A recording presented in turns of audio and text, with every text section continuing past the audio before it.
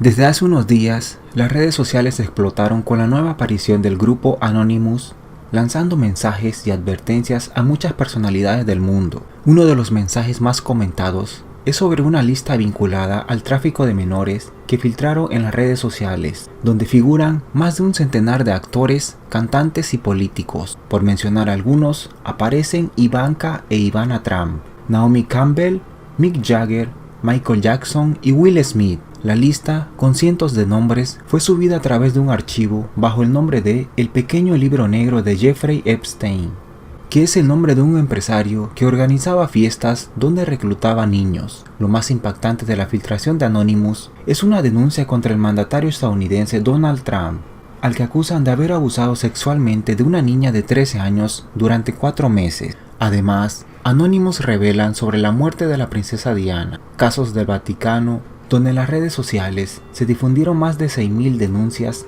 por casos de abuso sexual infantil por parte de miembros de la iglesia.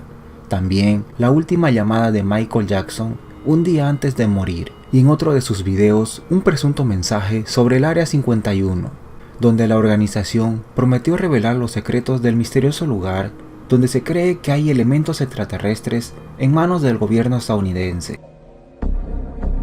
Greetings, citizens of the world. This is a message from Anonymous. The United States Department of Defense officially released 3 UFO videos that had previously been made available to the public through Tom DeLonge's To the Stars Academy. The videos, which have been widely available through credible sources for a few years now, show Navy pilots encountering an object in the sky that they could not identify. There's a whole fleet of them. Look on the ASA. My gosh. They're all going against the wind. The wind's 120 knots from the west. The whole thing, dude. The pilots were struck by how the object maneuvered, and many of them were sure that they were dealing with some sort of aircraft. They believed that the aircraft was more advanced than those that they were used to and that they appeared to defy the laws of physics. For their part, the Pentagon has no explanation for the strange videos, saying only that they could not determine what it actually was that was flying through the sky that day. This announcement is so shocking because it is a rare admission of ignorance from one of the most powerful intelligence organizations on the planet. In fact, this is the first time that the Pentagon has released videos of UFOs and given such a formal response. In most cases, the agency would offer up, "We do not trust your corrupt organization to carry out justice, so we will be exposing your many crimes." Muchos se preguntan quién o quiénes son Anonymous, cómo nació y qué ha hecho este grupo de hackers.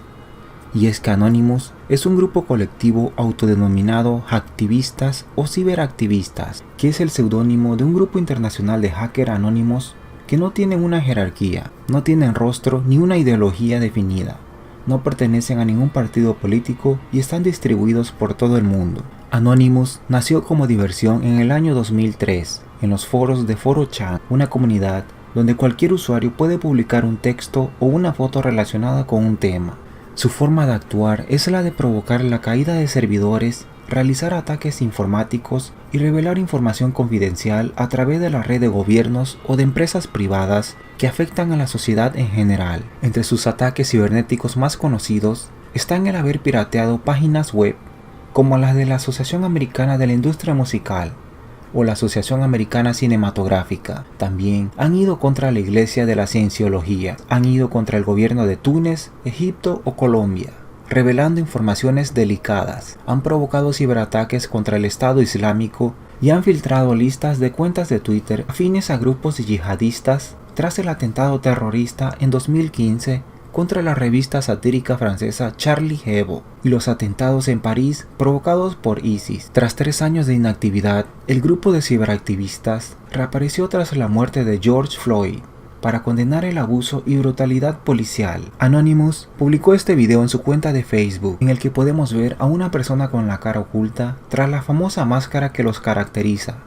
Seguramente en unos días más veremos nuevas publicaciones de Anonymous para el mundo.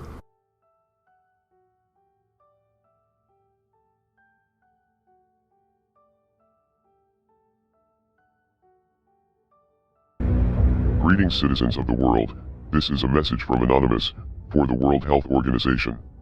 It is widely believed that you are a group that truly seeks to maintain the best public health around the world, but in the past few months, it has become apparent that you are more of a political organization than a public service. In fact, your allegiance to the governments that support you through massive financial donations has put the world in grave danger. The organization that you belong to has a very important responsibility, because it is trusted by most of the world for credible information. You are seen as the utmost authority on health information, and act as the arbiter of truth for up-to-date science on emerging diseases. Most media broadcasters, politicians, and health officials around the world have looked to your press releases and news conferences for the most up-to-date scientific information on the growing COVID-19 coronavirus pandemic, and you failed miserably in your duty to protect the people. Your response to this virus has been a day late and a dollar short, every step of the way, beginning with your refusal to admit in the early stages of the outbreak that human-to-human transmission was taking place, when this fact was obvious to scientists and journalists around the world who were following the story and keeping up with the studies as they were being published. At the time, the Chinese government was doing its best to downplay the severity of the outbreak, and the World Health Organization acted as their mouthpiece, reporting whatever Chinese authorities told them to. As a result of this guidance, the entire world did not take the threat seriously, because everyone assumed that the World Health Organization could be trusted. Members of the World Health Organization also took months before finally declaring the coronavirus a global pandemic.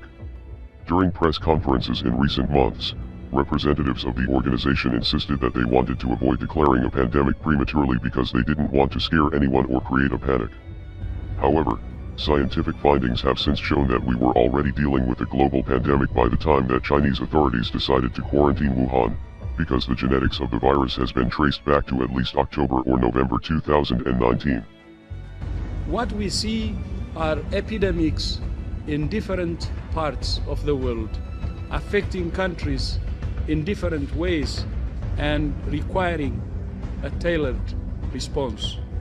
The sudden increase in new cases is certainly very concerning. I have spoken consistently about the need for facts, not fear. Using the word pandemic now does not fit the facts, but it may certainly cause fear. For the past several months you have insisted that this virus was not airborne, despite significant evidence, including multiple scientific studies suggesting that this was the case. Now that the whole world is in lockdown, you have finally admitted that this virus can be transmitted through the air, despite the fact that numerous scientific studies since January have confirmed this to be the case. The general population has been getting a very confusing message, and very bad advice, thanks to these conflicting reports, and the murky definition for airborne, that is being used by health officials. Since this virus is spread through the air, and can remain in the air for up to 3 hours, the use of N95 masks is very important in stopping the spread of the illness. Unfortunately, the United States and other undeveloped countries were caught off guard by the pandemic and are not prepared with enough proper protective equipment for medical health professionals, meaning that there certainly won't be enough to go around for the general population. The World Health Organization is ignoring the science and the common sense, but masks have been proven to drastically reduce the spread of illnesses like the one we are facing. There are many people in the United States who are learning this fact and are becoming upset about the lies that they have been told, and many of them are suggesting that the World Health Organization is helping the US government prevent panic by downplaying the importance of masks and transmission through the air. Let's not forget that the organization's largest donors are the United States government, the Chinese government, and the Gates Foundation. This is perhaps why W.H.O. officials have refused to recognize Taiwan as a separate entity from China, and why the organization has praised the leadership of both the US and China, despite the fact that both governments have been criticized for their lack of transparency and the heavy-handed tactics that have been used to enforce quarantines. Let's face it, the World Health Organization is corrupt, and is more of a public relations firm for its donors than it is a bastion of public health. The organization does not have a good track record with outbreaks either, and rarely does anything of value to actually help. In 2015, the World Health Organization admitted that they did a bad job at handling the Ebola epidemic in West Africa. In the Ebola outbreak, the organization actually made many of the same mistakes, including waiting too long before declaring a global health emergency, a decision which scientists later said undoubtedly contributed to the unprecedented scale of the outbreak. After the failed response to the Ebola epidemic, the previous Director General was replaced with Tedros Adhanom Ghebreyesus, who is now the face of the organization. Tedros also has a history of corruption, which includes downplaying the severity of a cholera outbreak in Ethiopia when he was the country's health minister between 2005 and 2012. In addition to misleading the world about the severity of the virus, You have also encouraged the draconian measures that governments have taken to enforce quarantines. As the Chinese government was silencing doctors and locking them in quarantine for speaking out, Tedros and others praised its response, and urged other governments around the world to take similar measures. Citizens of other countries, especially those in the Western world, thought that it could never happen in their neighborhood, but most governments seem to be taking the advice of the World Health Organization and have started to implement military-style lockdowns similar to those seen in Wuhan during the early days of the outbreak. We are anonymous.